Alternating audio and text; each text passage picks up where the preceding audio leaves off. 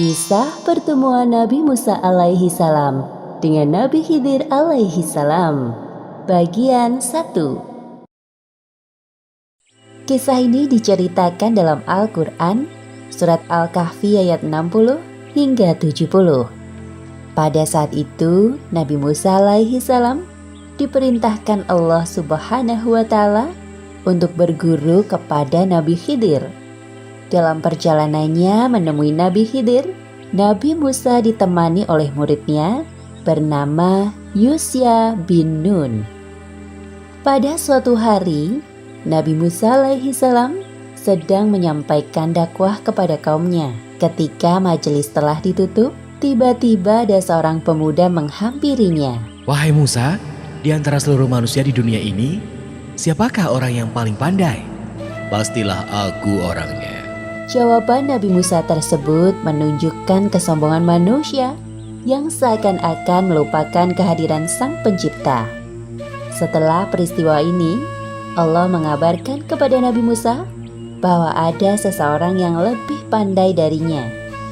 Kemudian, Allah juga memerintahkan Nabi Musa untuk berguru kepada orang tersebut. Orang yang dimaksud adalah Nabi Khidir alaihi salam. Nabi Musa penasaran dengan orang yang memiliki keilmuan lebih darinya. Ya Allah, bagaimana caranya hamba dapat bertemu orang tersebut? Allah kemudian memerintahkan Nabi Musa untuk membawa seekor ikan dalam perjalanannya. Apabila nanti ikan itu hilang di suatu tempat, maka di sanalah Nabi Musa dapat bertemu dengannya. Keesokan harinya, Nabi Musa ditemani oleh muridnya yang bernama Yusya bin Nun mulai melakukan perjalanan. Wahai Yusya, tolong bawa ikan ini selama perjalanan kita. Siap, wahai Musa. Di tengah perjalanan, Wahai Nabi, sebenarnya kemana kita akan pergi? Kita tidak akan berhenti sampai aku menemukan pertemuan dua laut, walaupun harus memakan waktu selama bertahun-tahun lamanya. Baiklah, wahai Musa. akhirnya tibalah Nabi Musa dan muridnya di suatu pertemuan dua lautan. Namun keduanya tidak ada yang menyadari. Seperti yang disebutkan dalam Al-Quran, surat Al-Kahfi ayat 61. Maka tatkala mereka sampai ke pertemuan dua laut itu, mereka lalai akan ikannya. Lalu ikan itu melompat mengambil jalannya ke laut itu. Hah? Ikan itu meloncat dengan lincahnya. Sungguh aneh sekali.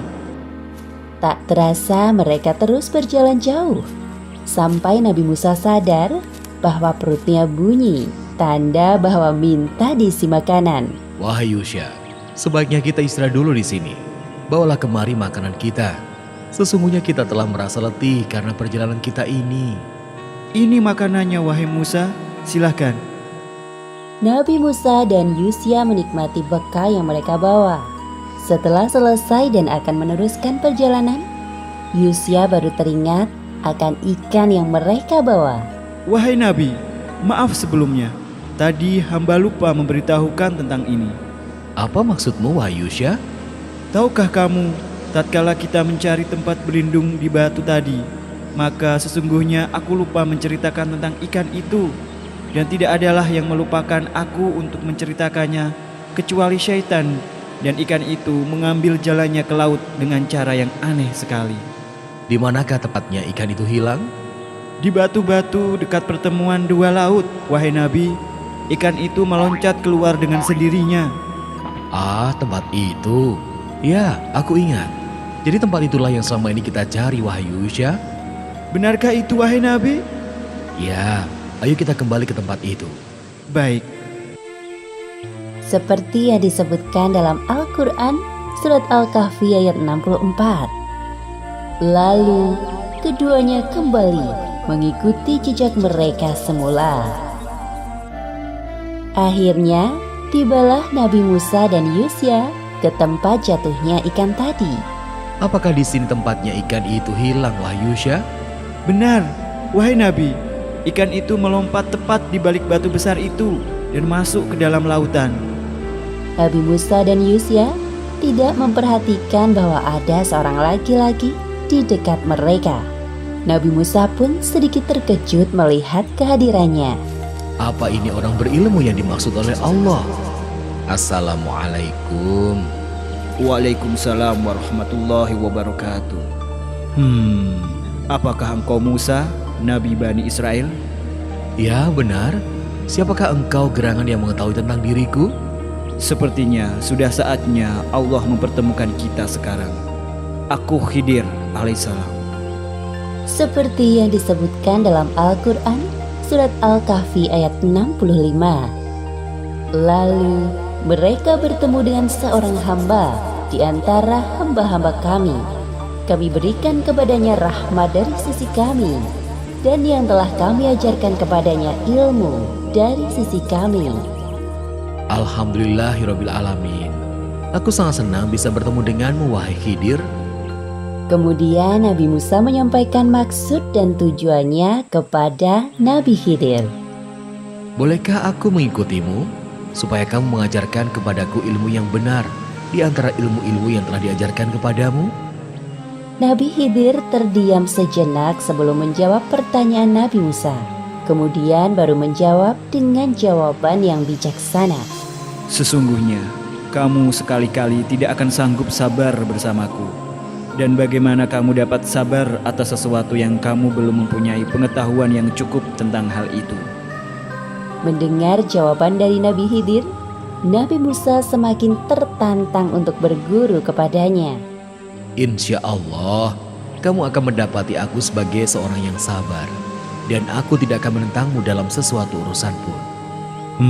Baiklah. Namun ada satu syarat yang harus engkau patuhi selama perjalanan nanti. Apa syaratnya? Jika kamu mengikutiku, maka janganlah kamu menanyakan kepadaku tentang sesuatu apapun sampai aku sendiri menerangkannya kepadamu. Setelah Nabi Khidir mengajukan syarat yang dimaksud, Nabi Musa menyanggupinya. Demikianlah akhir kisah pertemuan Nabi Musa dengan Nabi Khidir alaihi salam. Bagian 1. Hikmah yang dapat kita ambil dari kisah ini. Pertama, hendaknya kita selalu menyertakan Allah dalam keseharian kita, seperti mengucapkan Alhamdulillah saat orang lain memuji kelebihan diri kita. Hal itu semata-mata untuk mengingatkan kita bahwa semua kelebihan yang kita miliki berasal dari Allah Subhanahu wa Ta'ala. Kedua, diperlukan niat dan tekad yang sungguh-sungguh dalam menuntut ilmu agar kelak ilmu tersebut dapat diamalkan kepada orang lain. Karena salah satu amalan yang tidak akan terputus pahalanya setelah meninggal dunia adalah ilmu yang bermanfaat. Wallahu a'lam bishawab.